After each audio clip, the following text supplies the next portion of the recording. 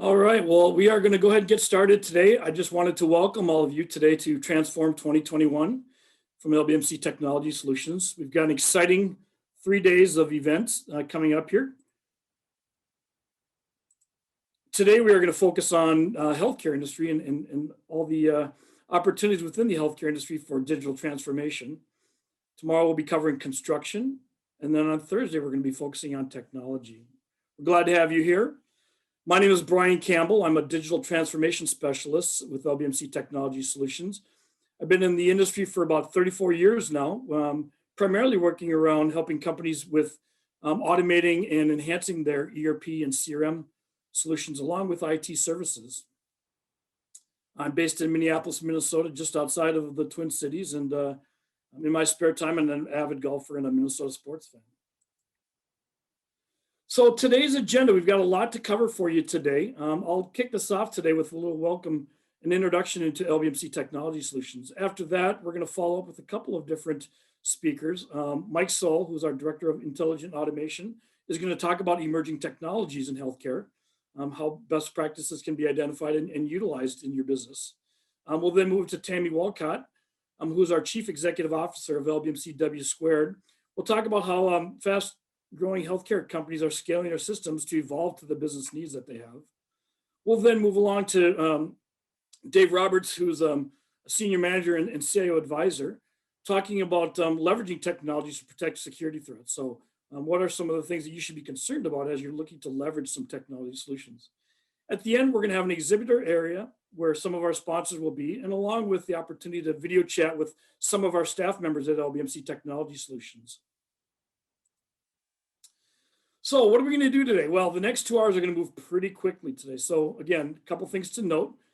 All the sessions will be recorded, and when needed, we'll take breaks. However, please take a break if you need to take a break. You're not going to miss anything. We will cover this all in the recorded sessions, which you'll get at the end of the day. Again, there will be a Q&A follow each session. So each of the sessions that I just showed to you in the agenda, you'll have an opportunity to speak with those speakers and ask questions. You should have all received an e-card for lunch today from Thanks. If you have not, note the email address here at technologiesmarketing@lbmc.com. Send an email to them and we'll make sure that you get your gift card. And again, visit the virtual event floor at the end. You can schedule appointments with staff members. You can live chat or video chat with anybody that's here today as presenters and our sponsors. First of all, I would like to say thank you to our lunch sponsor, Sage Intacct. We appreciate the partnership that Sage has provided with LBMC Technology Solutions over the years. And again, we appreciate their sponsoring today's lunch. We'd also like to say thanks to other sponsors, QuickTag, WatchGuard, and Avid Exchange, who are also sponsoring today's events. And again, these people will also be available to you in the exhibitors area at the end of the event. So for those of you that are not familiar with who LBMC Technology Solutions are, let's maybe talk just a little bit about what we do and who we are.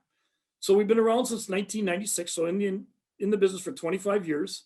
We're part of a top 50 CPA audit and tax firm located in Nashville, Tennessee, LBMC. We've got a national footprint of customers over in 38 states, and I think it's probably even growing. It might be closer to all 50 states. Our expertise is around providing people with strategic and expertise to help you make critical business decisions, how to automate your systems, how to grow your businesses, how to create customer loyalty, and providing all the experienced staff that can do everything from analyzing your solution needs, helping you implement these solutions, providing you software developers, network engineers, project managers, and business managers. There's really 3 pillars of LBMC Technology Solution I want to talk about. First of all is our business software consulting. So for those of you who are using ERP systems or industry systems that help you run your businesses or CRM, we've got a business software consulting practice that helps you implement solutions. We focus around Microsoft Dynamics and Sage Intacct on the ERP and Dynamics on CRM and Salesforce. We also have an IT services practice. So that IT services practice can help everything from help you to manage your desktops, help you implement technologies to support all the different lines of business systems that you have, as well as help you manage security, help you identify security threats, and help you really meet compliance that you might have in your business, especially when you're in healthcare. You have some compliance issues. We are certified in a lot of the solutions that will help support your compliance needs. We're also a software developer and an integration specialist. So many of our clients are using our core business systems, but they also have other line of business systems that we help integrate data into. And we're going to talk a little bit about digital transformation and how automating information between systems can really help you leverage and grow your business, as well as, again, developing those things to customize the needs that you have in your unique business, your industry. So what is digital transformation? Quite simply, it's really taking data that you have today, utilizing it in your processes, understanding and modifying those processes, helping to develop best practices, and help you to leverage data so that you can create better customer loyalty, you can grow your business, and make better and more informed decisions. It's really driving you from a reactive business to a proactive business. So let's talk a little bit about what does that mean today. Well, most people think of digitization as taking analog data and moving to digital data, whether that's taking your information from like your current systems over into Excel, taking your data and storing it on a CD-ROM. That's really digitization. What digital transformation is really, what do we do with that data? How do we take it and move it, in this example, moving it from just data that we have and storing it to things like Google Maps, where we're helping you to move and use that data to know what you're doing. The other side of that is how do we take that data, automate the data, provide the analytics, the artificial intelligence, the business analytics to allow you to drive business decisions that help you to grow markets, grow your company, create better customer loyalty, and make more informed business decisions. So what is the role of the finance leader and how has that changed over the last 5 years? Well, a lot of things that we're seeing today is there's increased demand on financial leaders in the organizations to make better business counsel decisions. The availability of real-time data. Data is one thing if you have the data. It's how do you use that data to really help you transform your business. And again, everybody has data, but it's how you get access to that data, how you share that data that turns your business from one that's reactive into proactive. Obviously, in the healthcare industry, compliance requirements and government regulations, more information, the finance leaders are required to help drive the business to meet those compliance needs, as well as the overall digitalization of your industry. The reality is everybody in your industry is looking to how they grow, how they improve their businesses. If you're not doing it, it's likely your competitors are doing it. And so looking to take and leverage information and grow that business, that's what digital transformation is really all about. So what are some signs of you maybe need a digital makeover today? Well, again, if you're finding sharing information, reports takes time, it's tedious, you've got to massage that data through tools like Excel or others, it might be time to look at how do we build systems to automate that process and to share that. Lack of visibility. Some people have the data, they just don't know where to get the data and how to get the data. If you're having that challenge, again, a sign that maybe you need to look at how do we move to a digital transformation organization. Existing systems just don't support the growth. When you look at systems that are built for on-premise environments, oftentimes those systems become old, outdated, functionality doesn't meet the needs of the business and the requirements. That's a sign that maybe you need to look towards automating solutions and maybe moving from, and we'll talk about this later, from an on-premise solution over into a cloud environment.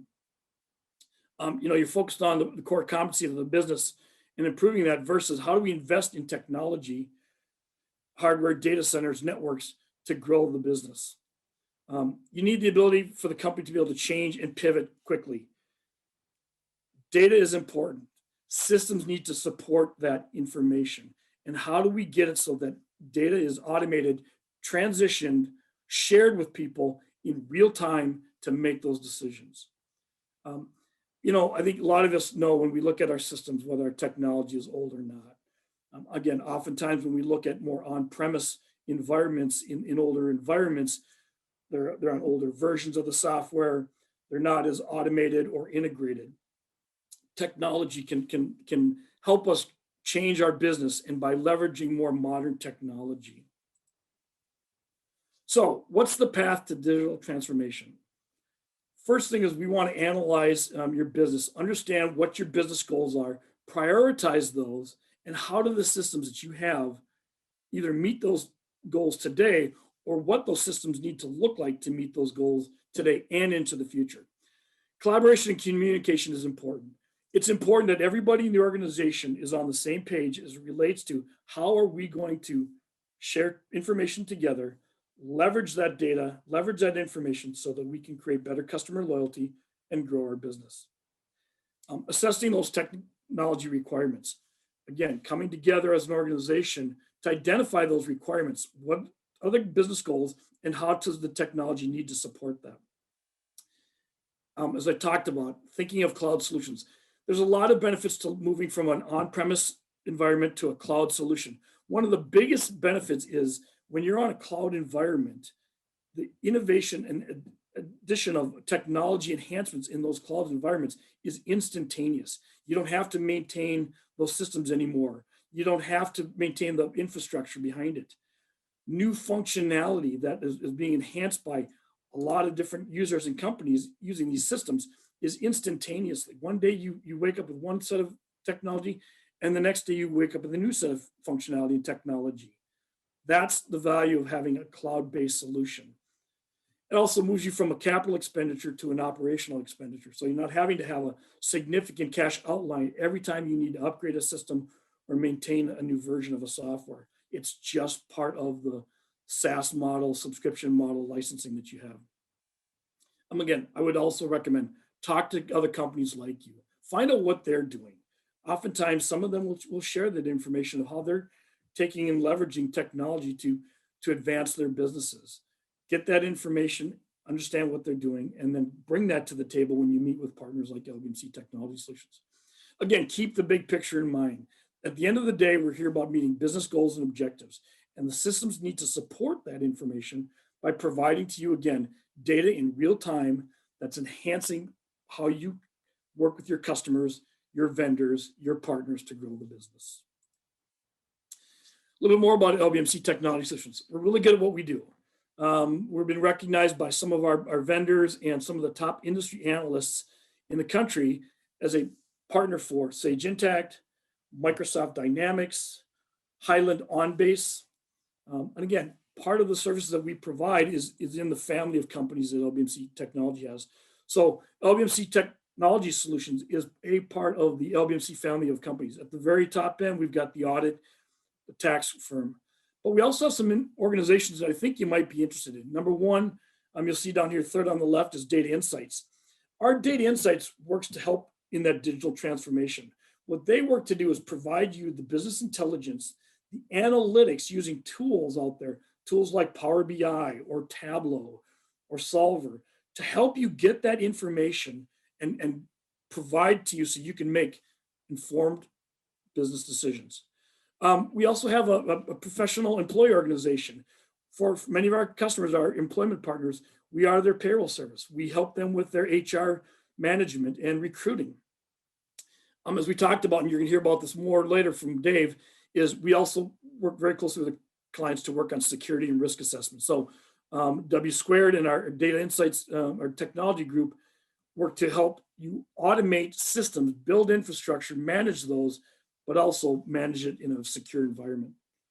And again, some other additional services beyond tax services, procurement services, and wealth management. We've got a lot of different industry expertise. Again, these are just some of the industries that we work within primarily, but we work within a wide variety of organizations. And we're able to take and leverage the experience from one industry to help you in your industry and help you, again, make decisions that might be different than what you're normally used to doing. So again, it's all about people and processes. When we look at how LBMC delivers upon these solutions, it's providing to you the most experts in the different solutions that we provide, using the methodologies built around the different software technologies on the ERP side, the Microsoft Dynamics solutions on Sage Intacct and Salesforce. And again, at the end of the day, the purpose is to meet your goals. We want to implement these solutions on time, on budget, and mitigate the risks that go into when you migrate from one system to the other.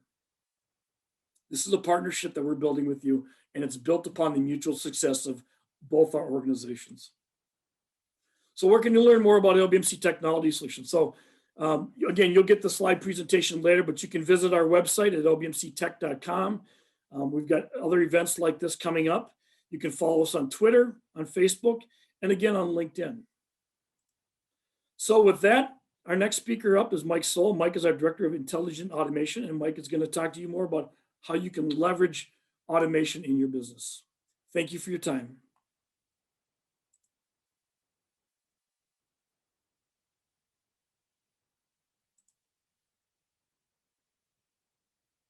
And Mike, you're on. Yeah, thank you, Brian, for that great introduction. And thank you all again for attending today. We'll jump right in here.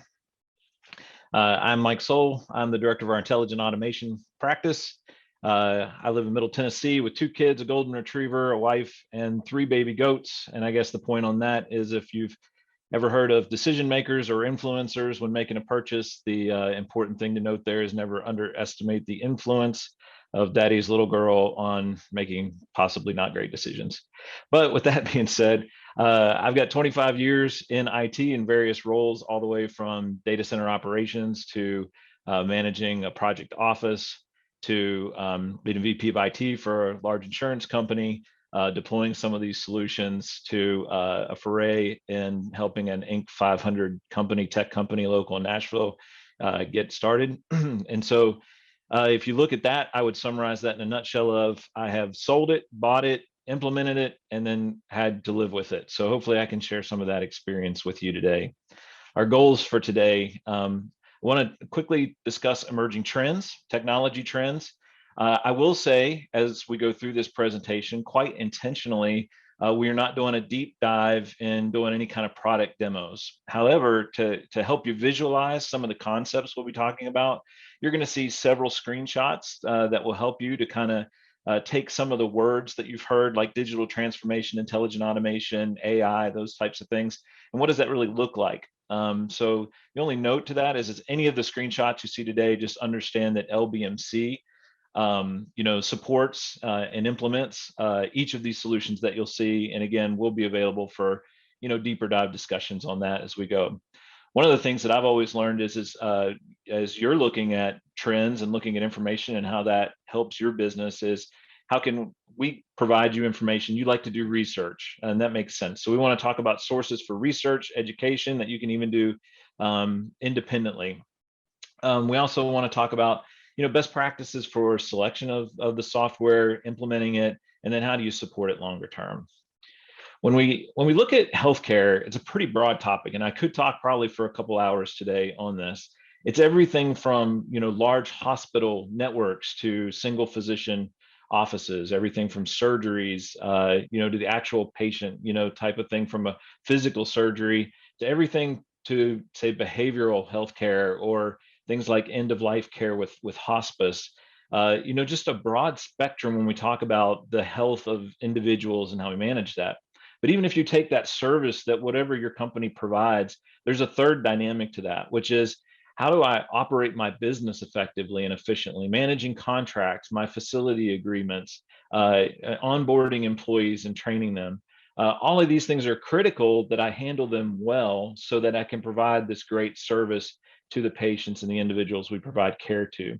But it's a lot to kind of take in. So I wanted to break that down just a little bit. I think it always starts in healthcare. It starts with the care of the patient.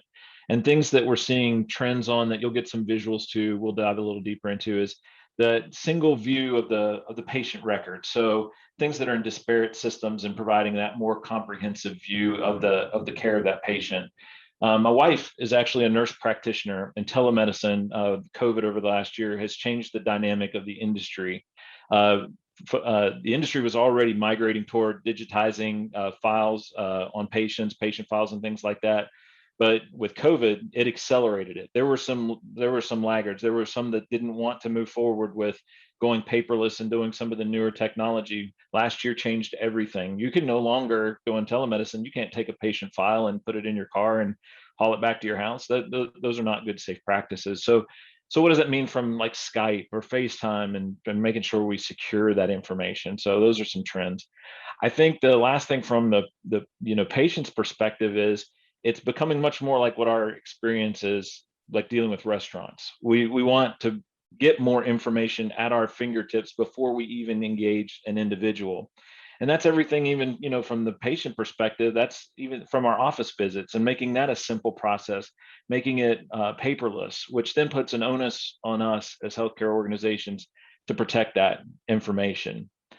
Then there's that third dynamic, that operational. How do I handle billing? How do I manage facilities, contract management? Are these 100 different solutions that I need to invest in? Or can I either integrate them, or can I move more toward a single platform so that I can have some consistency in my business? The fourth area that we've seen in healthcare from a business perspective is growth, especially I would say in those industries like behavioral health and hospice, pharmaceuticals, growing organizations, and especially now that the dynamic has changed to where you maybe historically had a local view of who you were reaching as a customer, has now gone national, and it's much easier to operate nationally. And so that affects employees we hire, but it also provides opportunities for growth and synergies as companies come together. And so do you have the systems in place to make those consolidations, both from a system and an employee and a training perspective? Do you have those in place? If I look at it through a technology lens, these are words that you hear, but they all really interrelate to each other. So as you know, everything from watches on us to, we've got a friend of ours that actually has an app on his phone who has heart arrhythmia, and he can actually do self EKGs, and report if his heart is jumped out of rhythm, things like that.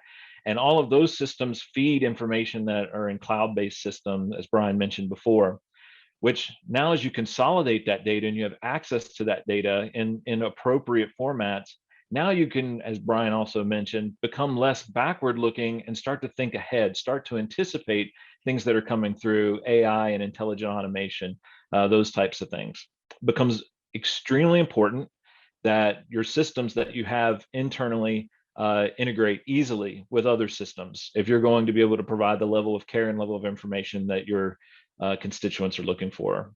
All of this sits on top of security, and it's more critical than ever to address that. And we will do a deeper dive even in this presentation, but later with David Roberts in the afternoon, talking about how security fits in.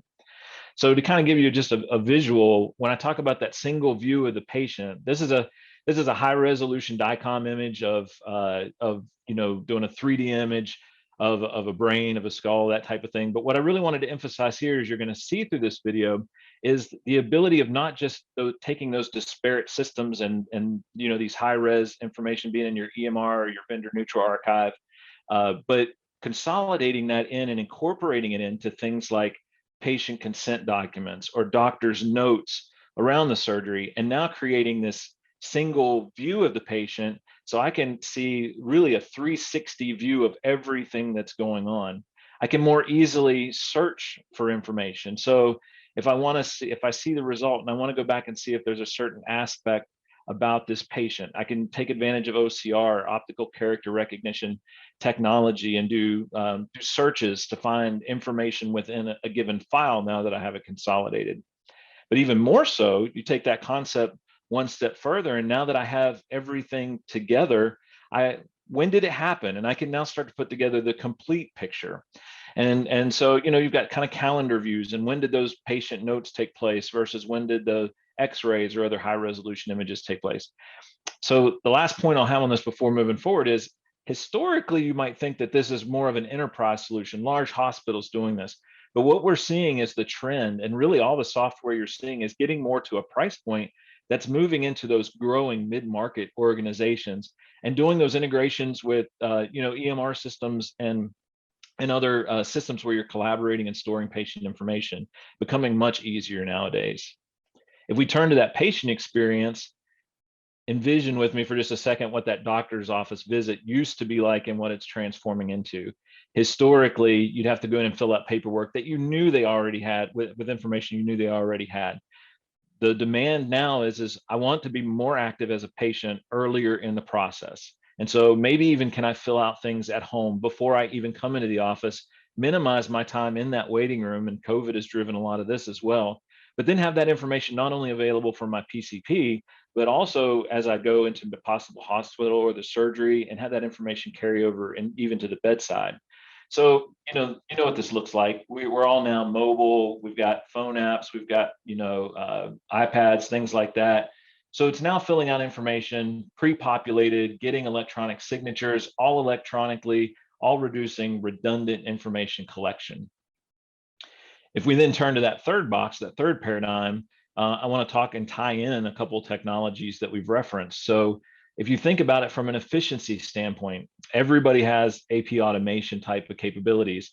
And what we're going to emphasize and talk about on this is how can you automate those manual redundant processes, but also take advantage of learning engines and growing. And then the kind of second piece of this from a support and efficiency perspective is my business needs to be more agile. I need a single platform to where I can do low code, where I can, it doesn't have to be huge projects anymore.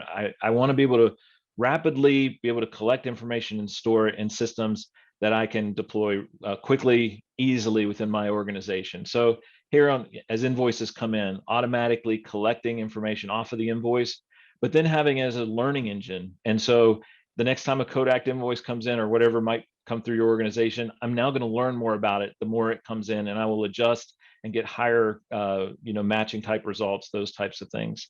It's simplified approvals, and the concept or the technology I want to highlight with you here is, instead of off-the-shelf systems that are kind of prepackaged and trying to work in systems that you probably work in today that has information that isn't relevant to me at all. Now systems are offering up service-based solutions to where you can create user persona presentations to where I only see the information I really need to work on the things to get my job done during the day. Putting that in central repositories to be able to report on that. And then if you think about the low code application, all of these examples that I'm showing you are actually on a single, platform. And so, whether it's contract management, managing my contracts, or something that looks a little different, maybe I even have, executives that I need to present information to on progress, things like that. Or maybe it's dealing with employee situations. Or a perfect example to kind of put a bow on this is, last year when COVID hit and people wanted to do contact tracing and do training and compliance, having a single solution where you can do a low code application and rapidly get that out was critical to a lot of our customers to have a single, comprehensive solution for that. Second piece of that is now we have all the data.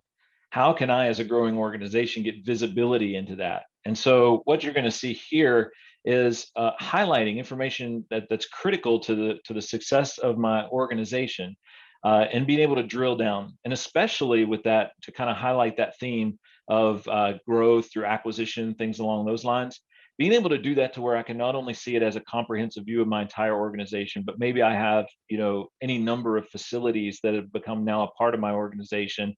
And I want to do that multiple entity type of viewing and drill down capability to really get an understanding about, how effective my business is operating. And this is what's now available in a lot of different solutions that you have. You can even start to now see trends as you go. With things like Power BI, you can really take that data and present it in any number of ways that's most relevant to you. Its systems now are not only affordable, easy to deploy, but are very flexible to now meet your needs type of an approach. Even back to the predictive kind of thinking ahead, taking this data and maybe I historically I might have created a dashboard and that dashboard never changed, or a report that came out once a day. Now information is real time. Now information is I can ask and allow AI to do some intelligence to bring trends or things like that right to me, so it can churn through the data, give me the results that I need. Last two topics I'll just kind of touch on because you'll hear these in the industry today RPA and blockchain. So RPA is robotic process automation. The thing I just want to highlight, I just want to give you an example on this. Basically, picture a bot doing, if you have anywhere in your organization where you might be doing manual, redundant work, RPA is a perfect fit for it, and it's really cost effective. The ROI on the RPA solutions that we're seeing is tremendous. And basically, picture it as it's anything a person can do, except they're available 24 hours a day, 7 days a week, never stop working, and can be actually much faster and more predictable, less error prone as you go through it. So easy cost benefit. You can do these solutions pretty independently. So, and you know, kind of think about, you know, let's say even something like credentialing, and then through the process, you need to go out and see if certain certifications are out on a website. You know, today maybe somebody does that manually, where RPA can automate that entire process. Important concept though is a lot of people say, well, does this replace people? The answer to that is no. It truly just allows people to do more valuable functions rather than keying the same data into multiple systems and things along those lines. Blockchain, you might kind of think from, it's really a financial thing, cryptocurrency, things along those lines. I think the best thing I just want to introduce here is it is a technology that is coming. It is coming quickly, but it is broader than just a ledger type of process. We're doing and seeing things now to where the blockchain is being used to even like information with your scholastic credentials, and being able to securely transmit that between organizations, or again, back to, you know, credentialing. So a lot of opportunities with both of these technologies. I won't spend a lot of time here because Dave Roberts will dive into it, but I can't emphasize it enough. In just the last 2 weeks, all the stories about ransomware have been all over the news. You see the impacts of it. The pipeline situation was word is it's about a $5 million impact. Good friend of mine, Todd Featherling, you know, posted some interesting stat from the FBI the other day that you know, there are FBI's investigating 4,000 ransomware cases a day. It used to be to where this was kind of a back door. Nowadays, this has to be front of mind for you. But it's more than just technology. It is assessing the situation, planning for it, doing that protection. And we've got a great sponsor with WatchGuard that helps with these things today to dive deeper into this. It's mitigating, you know, what if it does happen? How do we react? And being prepared for that. Most of all, it's training. This is the thing that gets you all the time. I'm sure you all are like me. I get the call from I'm their frontline technical support from my parents or my wife, who, you know, came to me the other day and said, hey, I just clicked on this email that it looked kind of strange, but I didn't know, so I just clicked on it. Like, that would have been good to talk to me about a few minutes ago. But it happens every single day, and it's got to be a comprehensive plan around security. I wanted to share kind of an example around this. As we now turn to, all right, that's great technology, but how do I get the help that I need? So share a quick personal story. Years ago, I was watching a bunch of reality TV. I thought, hey, this home remodeling thing seems pretty easy. So I took a sledgehammer, knocked out my kitchen wall until some of the electrical cords were falling out of the ceiling, nails coming up out of the floor with my small child walking around. My wife wasn't happy about that. So what did we do? We do like most. I realized I got into something that I needed some help with. And so the chip and Joanna factor, that's where somebody like an LBMC can help you, because nowadays technology has become so easy and affordable. Too often you see people just independently out purchasing systems on their own, which opens up, back to our security conversation, opens up tremendous risk. And so, but with that being said, one of the things that was really important is I just didn't reach out to the Chip and Goannas or the contractor. I wanted to do some research and get some ideas so I could have some options. And I think that's a perfect analogy for technology too, is, you know, as you reach out for help, you know, you want to be informed. And I think that's just the new buying, whether it's a car, whether it's a restaurant, whether it's anything that you do, technology, you want to do some research on your own. So I wanted to give you a couple of helpful hints as you went through this. Where can you go for information? If you're not familiar with this, Gartner.com has some great information. It's an independent assessment organization, has information around trends in the healthcare space. Forrester.com has the same thing, has articles specifically around RPA scenarios that I gave you. You can do a lot of research leading up to that. I'm guessing this might be a site that those on the meeting today have probably gone to, but HIMSS is a great resource for information. What are the trends? What are your peers doing? I want to encourage you to think about vendor sites. And some people resist this because, I don't want to go out to the vendor site, they're watching me, all that kind of stuff. I think what's really important from the vendor sites, whether it's, this is Highland.com or our OnBase product, there's a great article in here from Aaron Harris, who's the CFO of Sage, on how AI is coming into play with some of our technology. What you find is these vendors have thousands of customers that they support in your industry. They see real life scenarios, and they want to produce content to give you guidance to make the best decisions. So it's a great resource to go to start to find out information even before you engage in the buying process.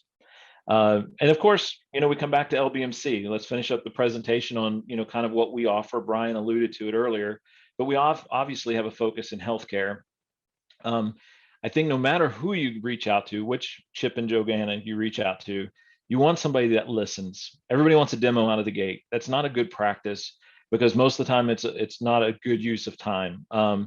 You really want somebody that's going to have a conversation, understanding what your needs are before they just start talking about software, that focuses on the problem and not just the sale, that offers, creative solutions. And, it's a lost art nowadays, just being respectful of your time, respectful of what you're looking for, respectful of your business. These are important principles to us at LBMC and how we engage. And I think it's probably, just good guidance. Make sure those are the things with those that are helping you sift through this. Do they have multiple solutions that they can bring to the table, or are they only a single solution? And every conversation is going to guide you to that one software solution they're trying to sell. So these things are, I think, important. So, kind of finish up here. What does that look like? How can you go through this process? I think it always starts with a needs assessment. It's a conversation to bring the experience of a partner that has experience, that's interested in your goals, and that can kind of understand what those pain points or opportunities are, that can present multiple solutions to you. That always leads into what we call a TSR, a technology solution roadmap. Because too often you think about just in the moment, especially in the world today, it's all become like what's right now, solutions saying we can be live in 48 hours. It all seems like it's shortchanging the relationship to me. Even if there are fast solutions to deploy, the conversations you want to have with a partner are thinking about, what are these near-term opportunities that I have? How does that fit into my 5-year, 10-year type strategy? How does that help me recruit people? Am I investing in technology to where people are going to want to come work with me because it is newer technology? Those types of questions are all a part of a roadmap. Then you want to go with an implementation and support partner that understands and has done it before. I think it's really important. We do kind of an agile hybrid type of an approach to where you start to see some of those solutions earlier on that's responsive to the need, to where you can get some value, but then also have a longer term plan behind it. And then I think what's really important is continuous engagement. I mentioned the software providers and partners that we work with see things and interact with customers just like you across the board all the time. And how we like to do things is have regular sessions with our customers to share those insights and to be able to better prepare you for those types of situations you may run into. So with that, I'm just going to say thank you. And a reminder again to please complete a session survey on how we did. I know I'm kind of scheduled to go over to Tammy now, so we'll introduce Tammy in just a second. So I will do a reminder that I will be around this afternoon. Again, we've got QuickTag, AvidXchange, WatchGuard, and Intact all available afterwards to kind of dive deep into any of these topics. And those are great conversations to start as well. So with that being said, I'm going to now introduce Tammy Walcott, who's the CEO of LBMC Squared, who's going to talk about how her experience in seeing customers scale as the business needs involve. Tammy? Thanks, Mike. Hang on one second. I'm going to share my screen, but it's nice to meet everybody. I hope everybody's having a good day. I am, as Mike said, I run the group that actually does the finance and accounting outsource. We have been with LBMC for a while, and we have really found that the technology that they offered when we joined the company has propelled our business forward as far as outsourced accounting. So With that, I'm going to share my screen, and you'll give me just a second. All right, so welcome to Transform, as everybody has told you. And so a little bit about myself. I am, there we go. What is going on? Sorry, guys, give me 1 second. There we go. I'm going to talk about an offering that we collaborate with several groups within LBMC to provide what we call management services organizations. I think in the healthcare world, you hear them a lot as medical services organizations, but we've found that the same concept applies no matter whether it's a healthcare company, could be a dental company, could be a veterinary service, but basically we're providing the entire back office as an outsource. And for companies that don't have the need to have an entire accounting department, an entire IT department, an entire HR payroll department, we're allowing them to buy fractional shares of those departments, but they get the expertise and they get the higher systems that they wouldn't normally get on their own. So I'm going to talk a little bit about that today.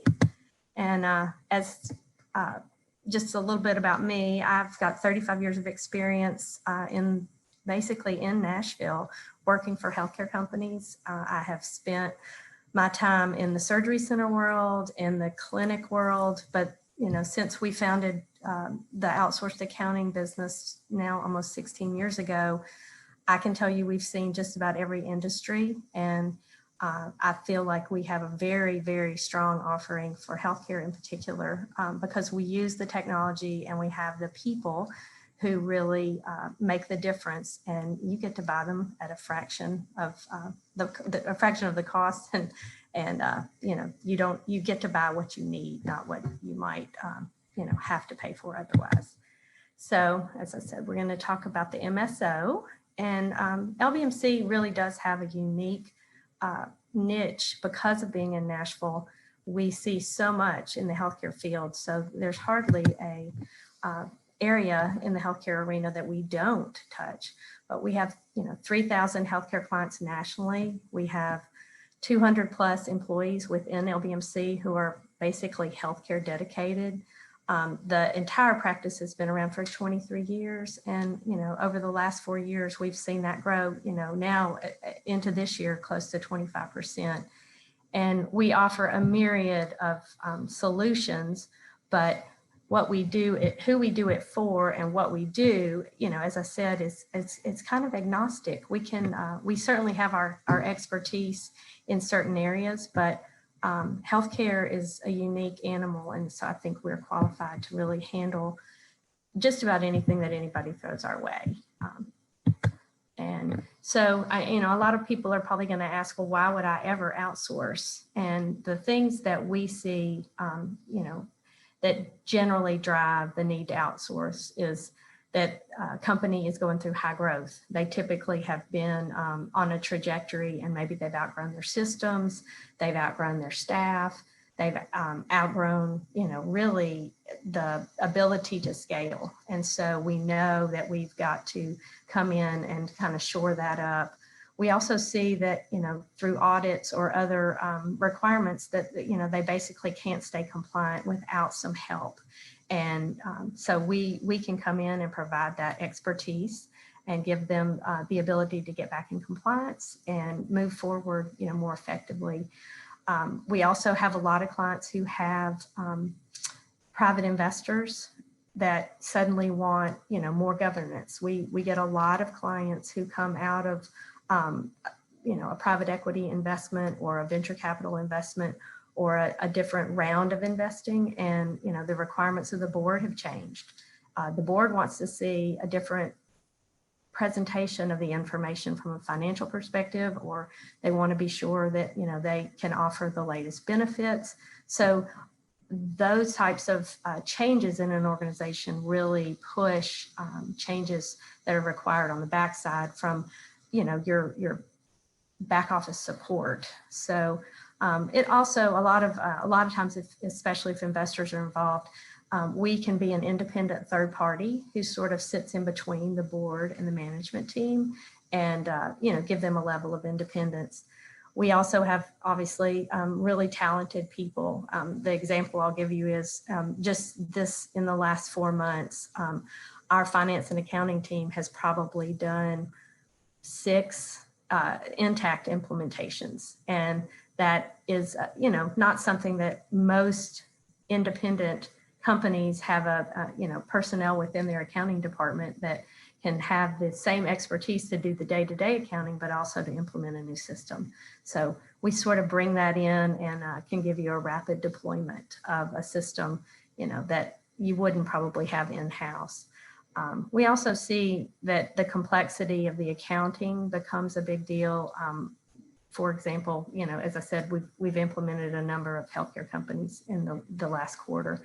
And the nuances around medical billing and doing gross to net calculations for accounts receivable and for revenue can get pretty complicated. Healthcare IT, extremely complicated. Lots of changes with revenue recognition and with software capitalization.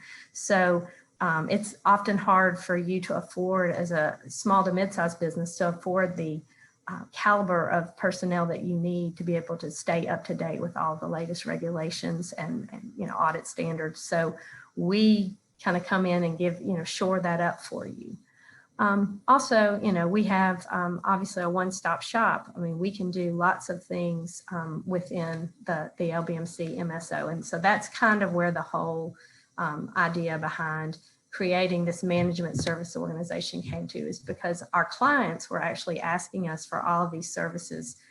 And over time, it just made sense for us to sort of come together and provide it as a single offering.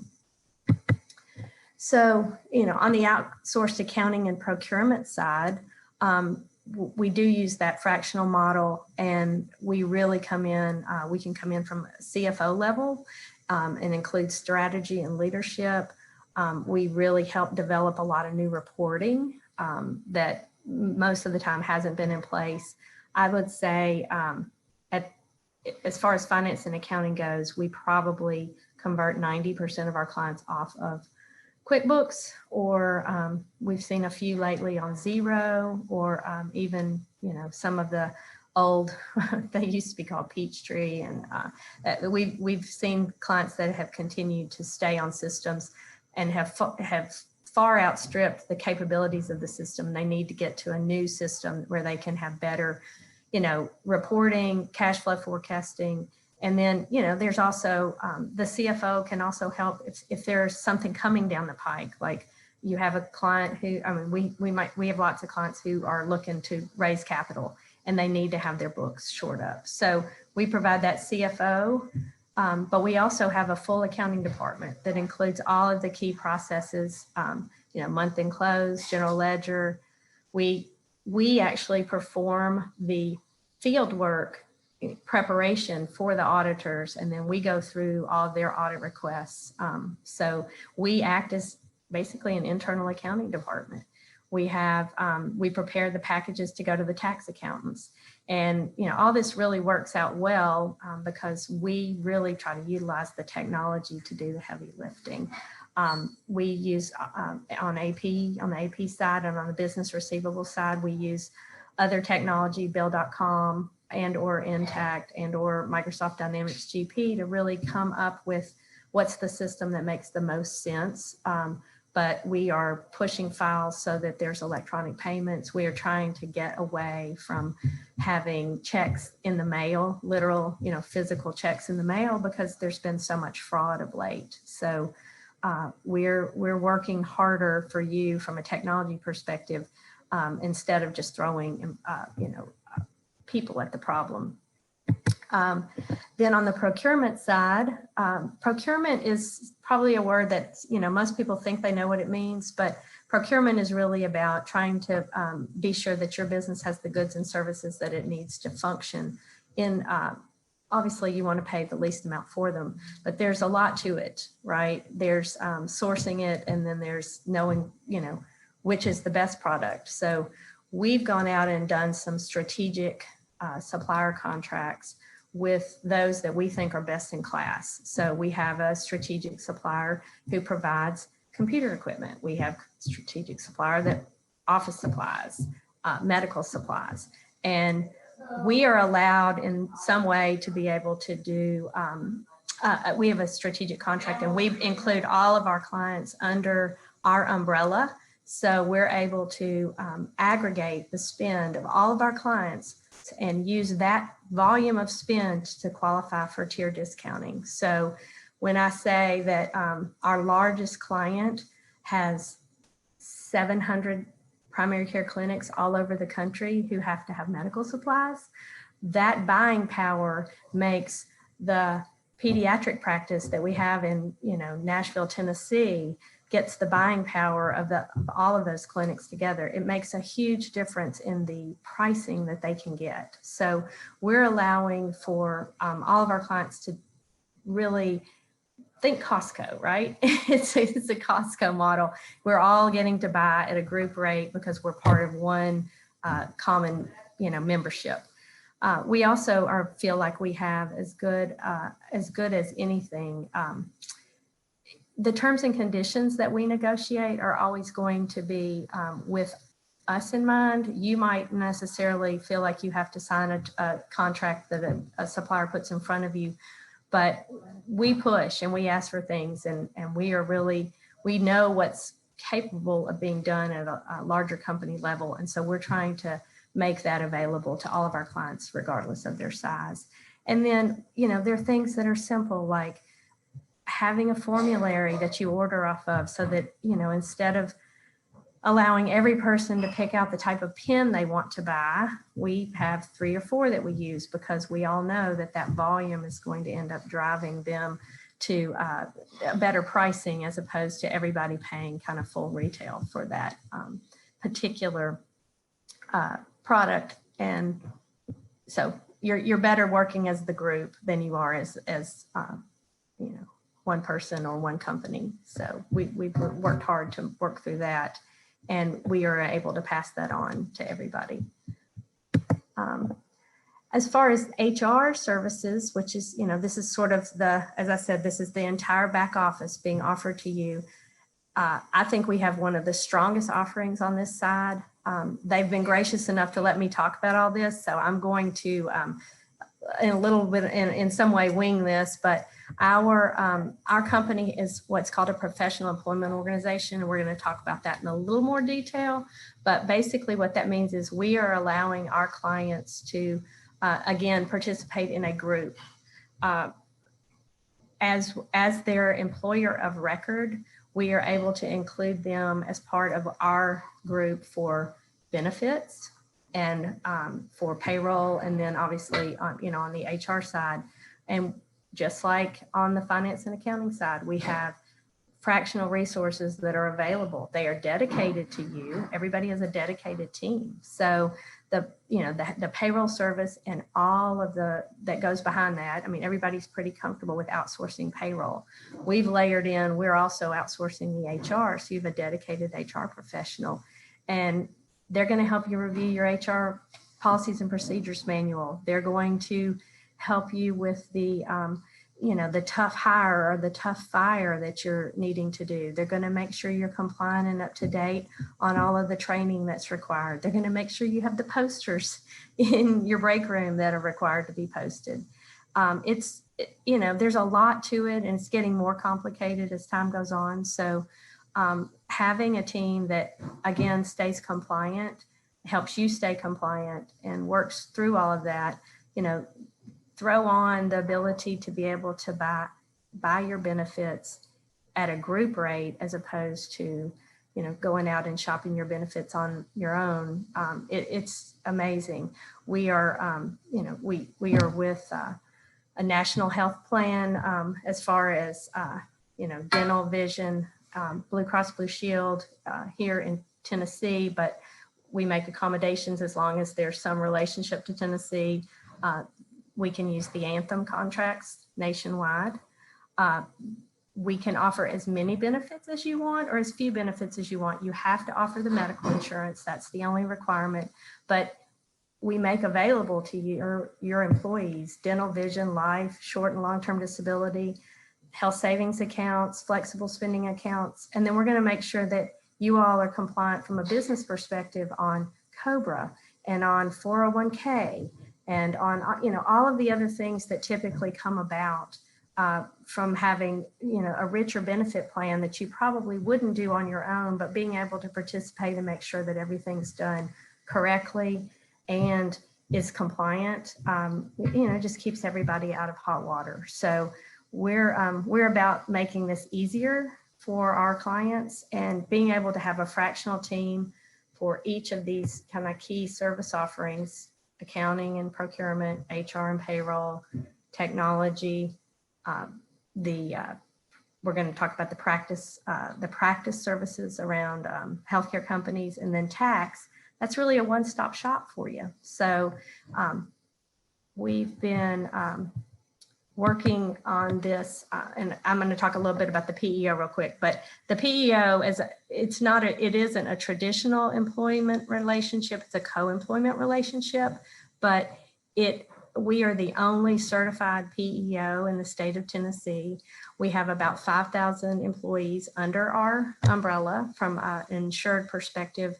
And I can tell you that our rate increases for at least the last 5 years have not been double digit. I don't think they were double digit before then, but I know that the last 5 years have been when we've seen, some pretty traditionally high, very, expensive rate increases. And this past year, we actually had a 0% increase on our health insurance costs. So being able to share that with all of our clients has been, a real win. So we feel like, especially in the healthcare world, where you've got a lot of, usually a corporate office and some disparate employees, this makes a lot of sense. And especially, we have clients who have employees in 45 states. So as I said, we can make this sort of a national program, but it certainly reduces your risk and your liability, which is key. On the practice management side, so, healthcare specialists, we have a team called the Healthcare Advisory Group, and they really come in, and I'm going to talk a little bit about a specific client, just to give you an idea of the capabilities and how we all work together. So the practice management group got a call from a pretty large pediatric practice, and they were having trouble with their billing. They lost their office manager. They just really didn't know what was going on. The doctors weren't sure, cash was looking a little strange. They just didn't know what was going on. So they called, and the Physician Business Solutions Group went in and they took a look at the practice. They reviewed the operations kind of from soup to nuts. They looked at how the billing worked. They looked at the contracts that were being, were in play with the practice. They looked at how the bills were being paid. They looked at, just everything you could think of. And then they called the accounting group, and the accounting group came in, looked at the system and how the books looked. And then he called the LBMC Employment Partners Group, and they looked at how payroll and benefits were being done. And by the end of the day, it was determined that, they weren't broken, but they needed a lot of help. And instead of trying to find one or two people to provide all those services to them, I mean, that's a lot of, it's very hard to find somebody that can do that. So they said, we'll take a shot on you guys doing all of it. So simultaneously, they began working on their billing system and getting it straightened out. They helped to negotiate new contracts. Turns out the practice hadn't asked for any raises, quote unquote, with any of the healthcare, payers in years, and not even cost of living raises. So they renegotiated the contracts with the payers. They made sure cash was being posted appropriately. We did an analysis to be sure that we knew that what we were getting from a gross to net revenue perspective made sense. And the accounting team went in and they moved them off QuickBooks, got them onto Sage Intacct, spent, some significant time understanding what reports were needed on the physician side and then on the office manager side, and obviously on the, the tax side, to be sure that we built a book of reports that made sense so that each group would have the information they needed. And then we reworked their payroll and moved them to the PEO. They had about I think in their case, it was about a 25% savings over what they'd been paying on benefits. And they got their payroll and their HR services at a much lower cost as well. And at the end of the day, we've turned them from being, really struggling and not knowing what to do because they lost their key, their key employee, to suddenly they're more productive, they're worried about less, and they're more profitable, which makes all the difference in the world. Physicians didn't get into practice because they wanted to worry about all the back office services. So this was just one example of, hey, you go do what you're good at. You go take care of children and we'll take care of the back office for you. And, it's been a great win. They've actually told quite a few other practices about us, and, we continue to work on referrals from them. So, they were really happy. And, all of the things in the same way that, the accounting, the procurement, the HR and payroll, the practice advisory group, they really think through what makes sense. And so, to Mike's point, they're trusted, we've become trusted advisors. And I think that's probably at the key of, at the core of every single group within LBMC. Again, as I said, we help them with their revenue cycle, and we also handle credentialing. So credentialing can be a real pain point for a lot of practices because it's always changing. A lot of it's paper. Surprisingly, hospital credentialing systems are pretty antiquated. So just keeping up with all of that, we give you a sliver of the fractional team you need to do that. And that's one less thing for you to worry about, but it keeps you compliant. On the tax side, as I said, this is sort of a full service thing. So if you've gotten your finance and accounting going, you've got your HR payroll taken care of, you've gotten your revenue cycle, your billing being done properly. And then at the end of the year, we have tax services. We handle the tax services for both the practice and usually the physicians, or in many cases, it may be a business. We have a very strong healthcare tax team within LBMC. They handle every kind of practice, from surgery centers to urgent cares to dialysis clinics. But that sort of single corporate office and multi-location model is very difficult because you have multiple tax needs from a federal perspective, from a state perspective, from a local perspective. And so we really try to help meet all those needs, and that, they're pretty well renowned for helping with some of the tax strategies that are available now to mitigate some of the taxes. You really need a resource because there's a lot of research and development credits that are being used now and things. So it's important that you have a team that understands healthcare. And so we really come at this from the perspective of, we want to be the group that helps to solve all your problems. We want to be the easy button. I'm not going to steal Dave's thunder because I know he's coming next, but the IT group is actually a big part of our sort of MSO offering, for all the reasons that Mike just talked about and for all the reasons that Dave will talk about. Having someone to handle your IT services, to be a help desk, to be able to develop strategies so that you pick the right software, that you're looking at it from a global perspective, and then that you keep it secure, can make all the difference in the world. So I sort of look at this as, you have the ability to really utilize best in breed teams in the fractional share that you need, and gives you the solution that works best for you. But we're also capable of continuing to grow, to scale, and to update when needed. I mean, that's another big thing with an outsourced team, is that you never know when your organization is going to change or shift. And that's the beauty of having a fractional team. We can change and shift with you as you grow, as you contract, as you merge.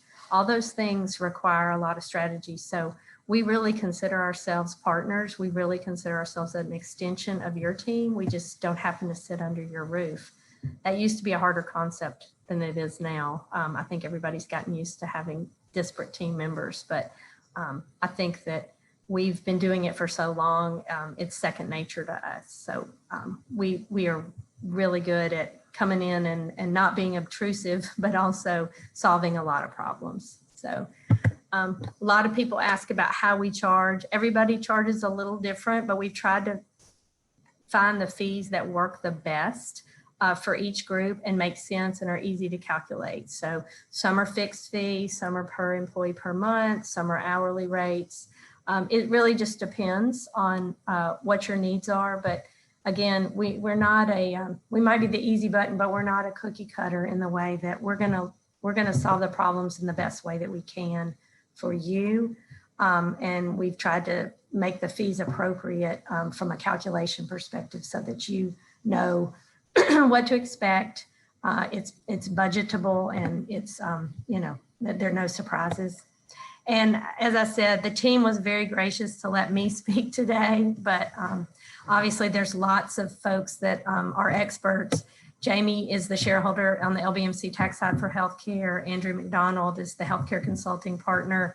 I've also got Rebecca Harney leads the employment partners group from a business development perspective, and as does Brian Wilton, works with us on this MSO. So, if I can say anything, I think the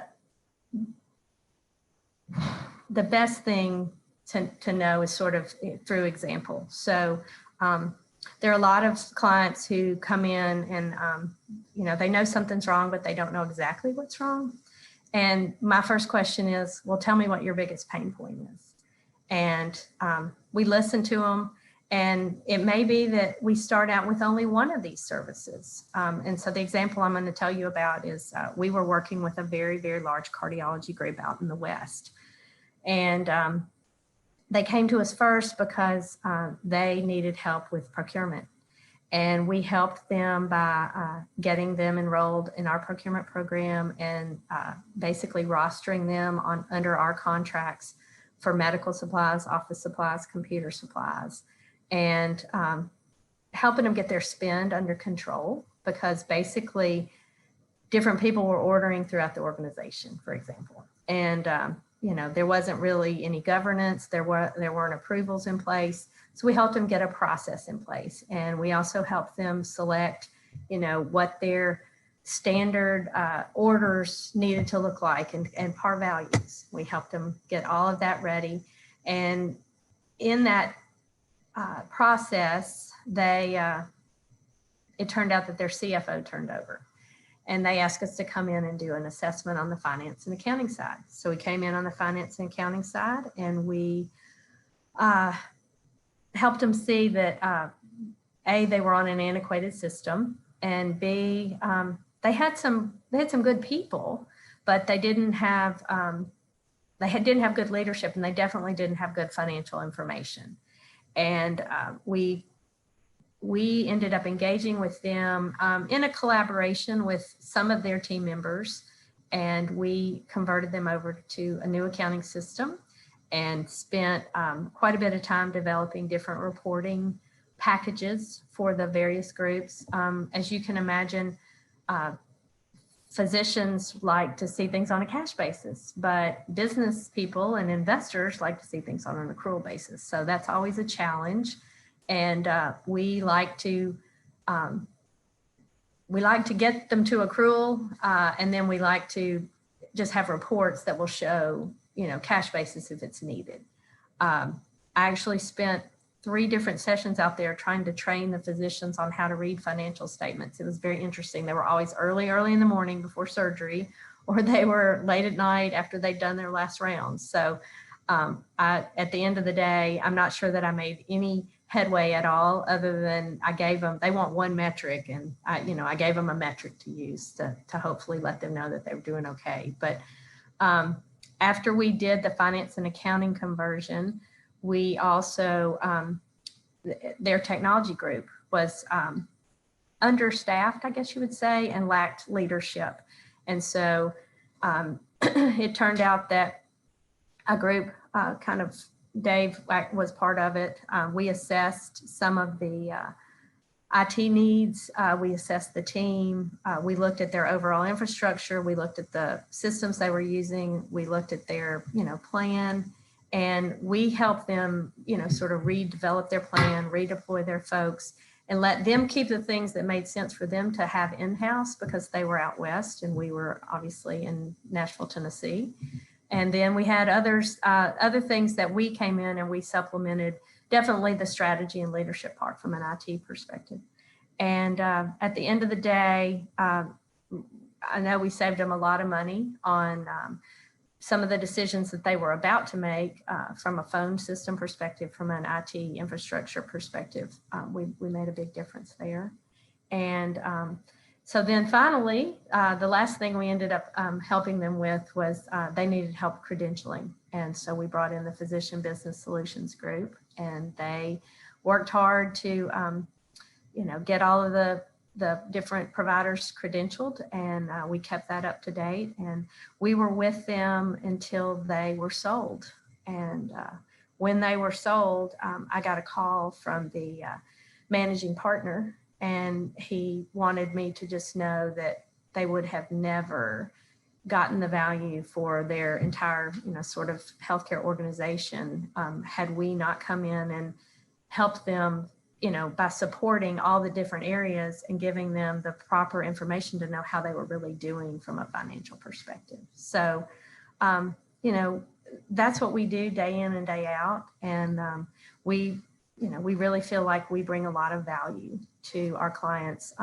Sometimes it's not always just about the system or the, it's solving an employee issue for them, or it's, maybe it's something as simple as, making an introduction, because we've been in business for a long time. We have a lot of resources. And so, I feel like we are business advisors, overall business advisors in a lot of ways. So I hope that you've learned a little bit today to know that, if you're having a problem and you want to hear a bit more about maybe how we could help, it is a unique approach, this sort of outsourced SWAT team, but we have had clients for many, many, many years. We keep them for a long time. So most of the time we're here when they really need us, we're there. And then, if something happens, like with this practice, we also step away and, kind of watch our baby birds fly. So anyway, I think that's all for me, unless anybody has any questions. And I don't know. Tammy, this is Sarah.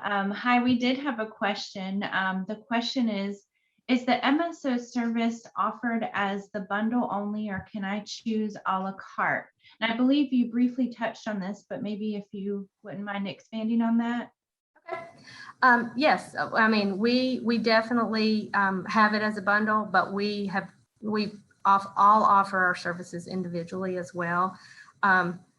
In a lot of ways, I think it's almost better if you start with one and add on, because I think it builds trust.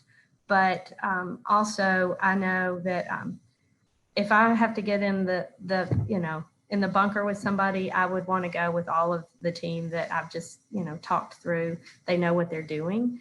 But everybody has their own, needs at the time. Clients have their own needs that, they want to address. So we certainly bring in whoever you need. And then, even as an assessment, we'll tell you, and there are a lot of clients who'll come in and add them in stages. So not a problem. All right. I don't see any other questions right now, but certainly they can reach out to you later. So we can go ahead and move on to Dave. Okay, all right. Well, thanks everyone. Have a good day.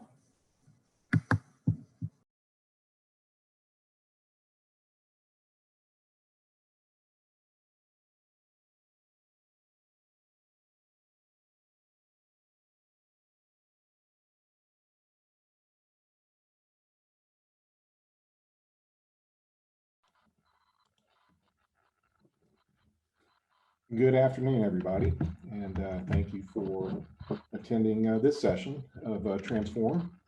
Today, we're going to talk about critical care and leveraging technology to protect against security threats. So first, just a bit about me. Dave Roberts. I am a senior manager and with LBMC Technology Solutions and a CIO advisor. I lead a team of virtual CIOs here servicing our roster of managed services clients across many sectors. Currently, my roster includes healthcare, manufacturing, financial services, energy, and faith-based and others. As you may see, when I'm not doing this, I spend much of my time, as much of my time as I can with family, St. Louis Cardinals baseball, my record collection, and in the kitchen cooking. I'm a Florida native living in Nashville for the past 23 years. My wife and I are empty nesters of 2 adult children and 3 grands. And as some say, if you'd have known that having grandchildren was so good, you'd have had them first. So while you're attending here on Healthcare Day, I'm aware that many of you lead organizations outside of the healthcare space. So whether you're in healthcare or not, I'm going to speak in a bit more general terms than specifically to healthcare, with the intent that this topic should resonate across all sectors. So as we begin, I thought we'd take a look at some statistics around breach threats, and these were compiled by Varonis, and I thought these were rather interesting. I'll go through these quickly. From IBM, the average cost of a data breach is $3.86 million as of 2020. The average time to identify a breach in 2020 was 207 days. That is quite alarming to me that the bad guys are in your systems for 207 days on average before that's detected. The average life cycle of a breach was 280 days from identification to containment. Personal data was involved in 58% of breaches in 2020. Security breaches have increased by 11% since 2018 and 67% since 2014. 64% of Americans have never checked to see if they were affected by a data breach. Kind of alarming. 56% of Americans don't know what steps to take in the event of a data breach. So I think Mike or Brian mentioned the Colonial Pipeline attack. I think Mike did actually earlier. It's been a front and center news story for the last week and a half or so. Many of us, at least around here in Middle Tennessee, are experiencing higher gas prices on the heels of that breach. I read a quote from a Department of Justice official who had this to say: they, that's the bad guys, basically jiggle every handle on the internet. If you're not hardening your system, you could be the next victim. So throughout my presentation, I'm going to use the phrase bad actors. And what is a bad actor? Is it this guy? No, it's actually this guy. And who that person is really a cybersecurity adversary that is interested in attacking information technology systems. So let's look at the current landscape by first looking back quickly at 2020. As we look back at 2020, we had, and we continue to have, a global pandemic. I doubt any of us thought we would spend 2020 the way we did. Did you make plans and budgets for 2020 that simply played out differently than expected? I suspect you did. I know I did. The impact of COVID has been tremendous, and hopefully we're on the tail end of that impact, though it can be said that the effects will be with us for years. Political turmoil. We had a contentious election in 2020, and maybe all elections are contentious now. Among more common political divisions, even the pandemic was politicized. Political divisiveness seems to be here to stay, and we wrestle to maintain civil discourse with or without a pandemic. Cultural and social change. We all know of many highly visible events that occurred in 2020, events that caused us to reflect on who we are and how we treat each other. And economic uncertainty, loss of jobs, furloughs, almost all sectors impacted by closings or reductions of business. All of these factors are fuel for the bad actors to strike in their efforts to compromise an account, a system, a network, an enterprise, and more. So I was thinking, will we ever use the phrase 2020 hindsight again? I'm not sure anybody wants that kind of negativity around when we used to use that phrase so commonly. And who wants to retire the word unprecedented? I think I do, maybe you do as well. As a result of the pandemic, even more threats and vulnerabilities were created. We had a rapidly deployed workforce. Organizations were forced to implement a remote work solution, many on the fly. To the extent that an organization has remote work fundamentals in place, things like VPN, multi-factor authentication, and mobile device management made this transition smoother. And even if all those things were in place, deploying a remote workforce was a disruptive event nonetheless. Whether remote fundamentals were in place or not, tech challenges were almost guaranteed. Remote and home office network security, internet bandwidth, VPN access and performance, the strain of video conferencing, and user training. Depending on the level of security awareness, newly minted remote staff may or may not readily recognize bad actor attempts to phish or smish their accounts. And for all the uncertainty, unrest, turmoil laid out on the previous slide, bad actors were and are ready to strike on the fear and emotions of employees whose attention may be distracted by other outside events. As with any security awareness principle, your employees must always be on guard. They represent your best defense.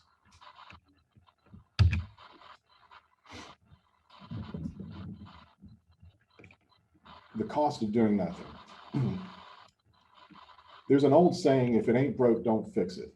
But in IT, there are very few systems that can adhere to if it ain't broke posture. Specifically, I'd be referring to turnkey specialty applications that utilize legacy operating systems and specific hardware to meet an objective. These are machines or systems that are almost always off the network or at least not connected to the internet. But for the rest of your environment, the cost of doing nothing is simply not acceptable.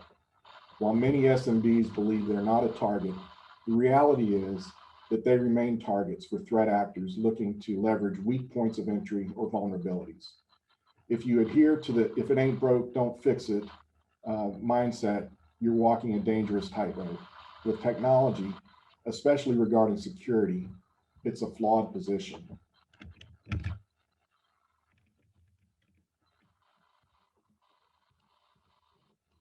Adam Rao is a lead solutions engineer at Tableau Systems.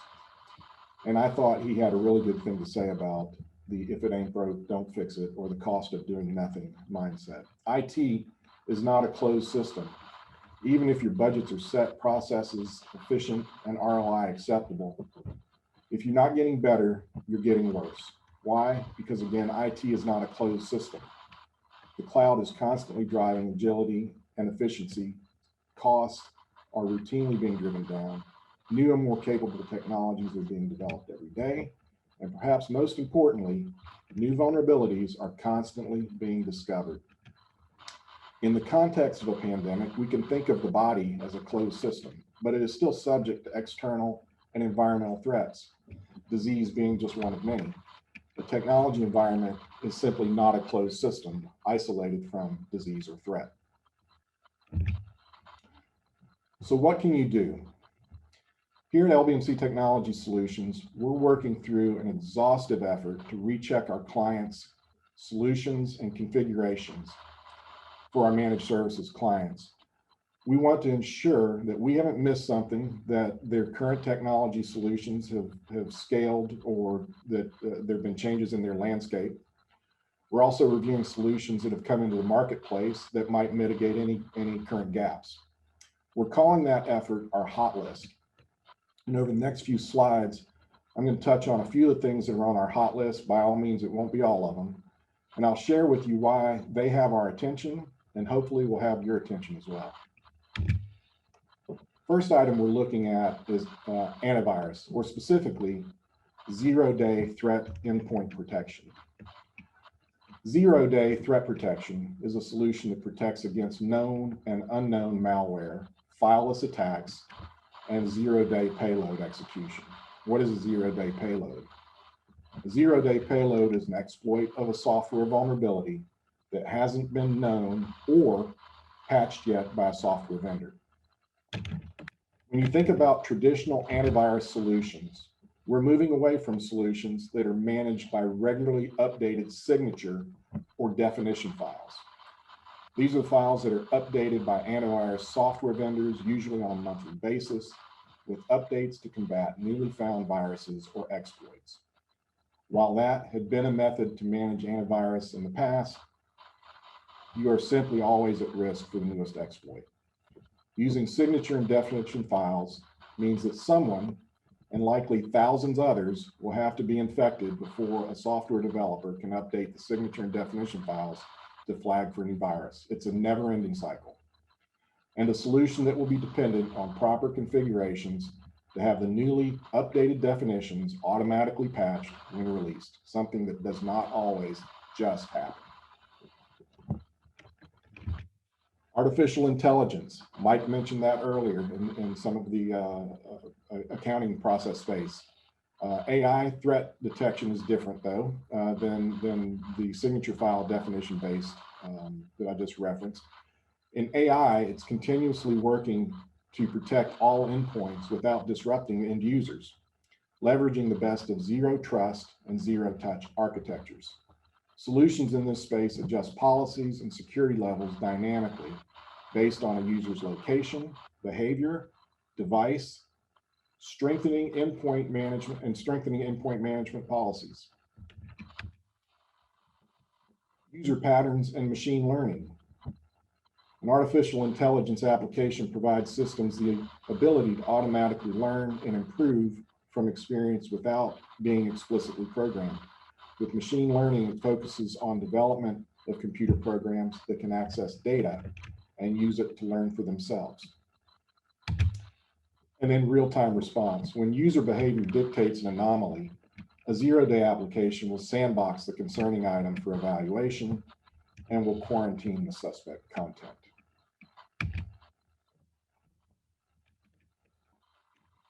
One of the prime entries for bad actors is email. Email threat protection should and must be a standard for any organization.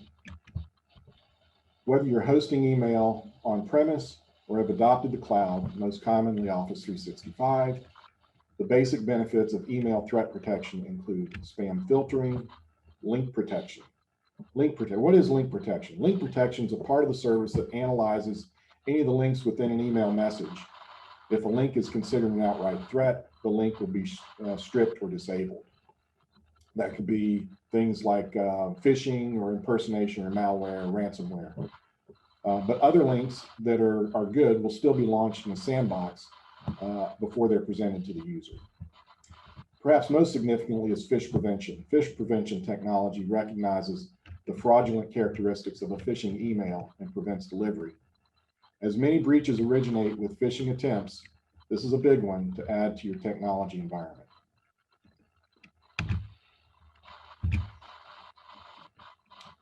Next up, secure your backups.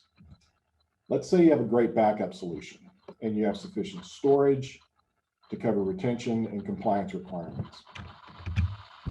But your access to your backup system uses Active Directory or a domain equivalent account to access the network. A bad actor comes along and compromises your admin account, and now your backups are at risk. So to avoid this ugly scenario, isolate your backup solution from Active Directory or from admin equivalent accounts. The most common way to do this is to utilize an agent-based appliance for on-prem backups or cloud replication for storage. When not attached to Active Directory or admin credentials, your backups are isolated from the threat of malware. In addition, an on-premise appliance or cloud storage solution that includes the ability to spin up backed up virtualized servers is the real goal. This allows for resumption of server access in case of a server failure or, in worst case, a disaster.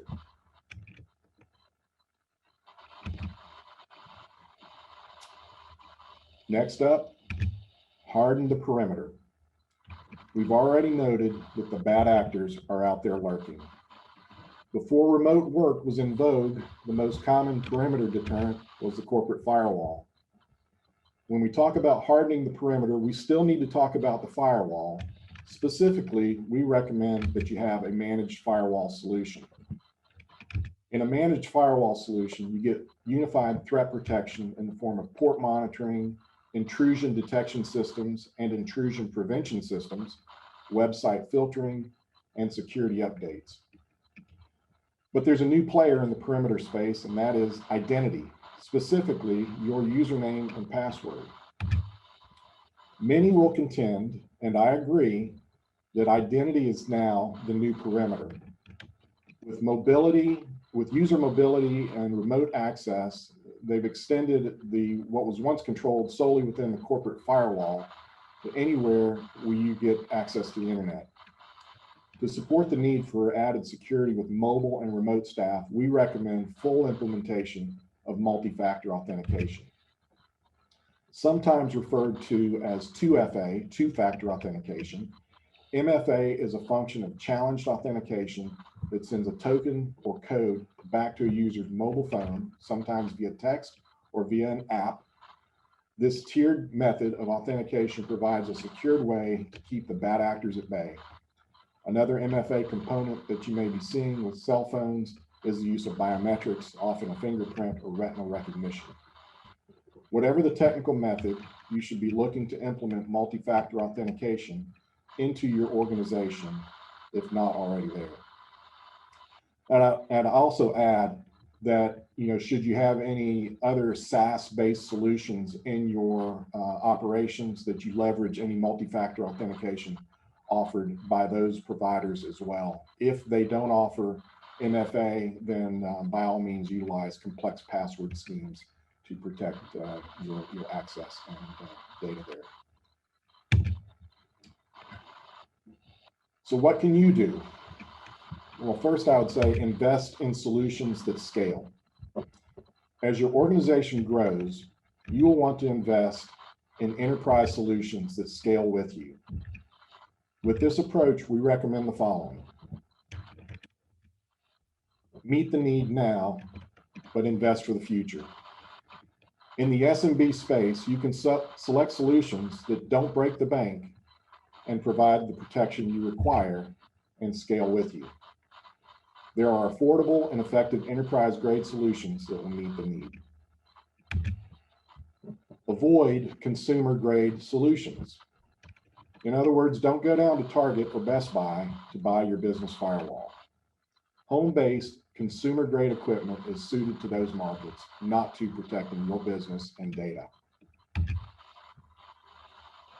Know the risk proposition. Well, what does that mean? Well, understand your place in the techno-eco landscape. As a healthcare entity or high-value asset to bad actors, you are a target. The statistics prove that over and over. SMBs are also a target when bad actors factor that investment in enterprise-grade technology is not always a priority. If you consider potential lack of general security awareness with your staff or colleagues, your risk is elevated.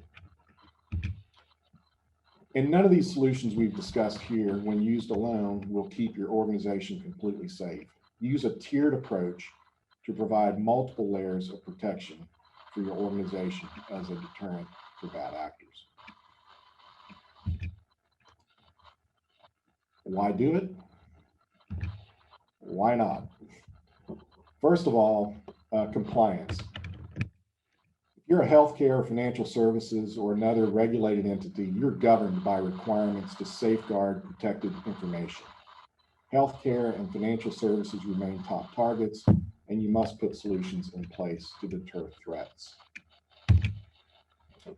Investor value. Tammy mentioned this at the end of her presentation. If you're a startup or even in the growth phase post-startup, you want to preserve the value of your investment and that of your investors.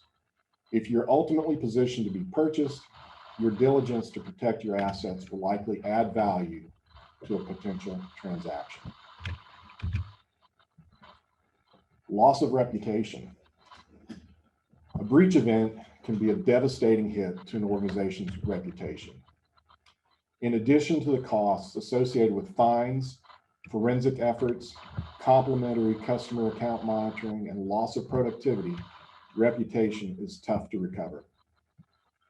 Competitiveness in the market may drive previously loyal customers elsewhere to where they perceive that their information is better protected, and they will likely tell a friend as they go on their way. And the cost of doing nothing, again, a favorite topic of mine. We covered it earlier, but it warrants repeating. If you're not acting to protect your organization, you are falling behind. So act now, before it's too late, because not this guy, but this guy is out there and he's coming for you. Remember, you and your colleagues are your best defense. And with that, I will turn it back to Sarah, I think. Yes, Dave, thank you so much. We have a question in the queue, and the question is, how can I know how well I'm protected against cyber threats? Oh, great question. Well, I guess I'll give the pitch that I should, and that would be here at LBMC and Technology Solutions. We offer a CSA, or current situation assessment, where we can come into your environment and we'll take a look at various security components in your environment, and we would assess those, determine where there are gaps, make recommendations, and present that to you in fully presentable form. So that would be something that we do, and we do quite often for organizations who better want to understand their security threat and vulnerability position. So that would be one way that I could tell you that you could meet that need. Great, thank you. I don't see any other questions. We want to bring Brian back. Thank you, Dave, so much. That was a great presentation. Thank you.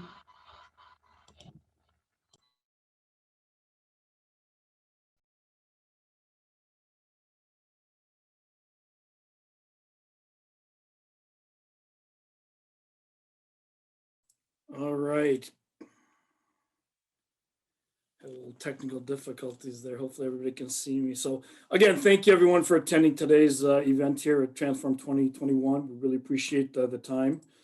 Before you go, just a couple of things. Again, speakers and partners will be here to video chat with you after the session. So feel free to join the session. If you'd like to schedule a meeting with one of us, you have that ability in the link. And again, we'll be sending out the links to both the recordings as well as the slide presentation today. If you could take some time to help us improve upon this event, please fill out the survey. We really appreciate your feedback. we look forward to taking your feedback and incorporating into future events. So with that, if any of you would like to reach out to me, if you have any questions around all the solutions that we've talked about today, certainly ERP and CRM, my specialties, here's my email address and my phone number. And again, we're just excited to have you join today, and thank you very much. And with that, Sarah, I think we are done. Is that right? We go into the exhibitor? Yep, everyone join us in the event tool. You can click on exhibitors, find someone that you'd like to meet with. It will pop up a video chat where you can personally ask any questions that you have. We've got some great resources here available today. So thank you everyone so much for attending, and we hope to see you in the event tool.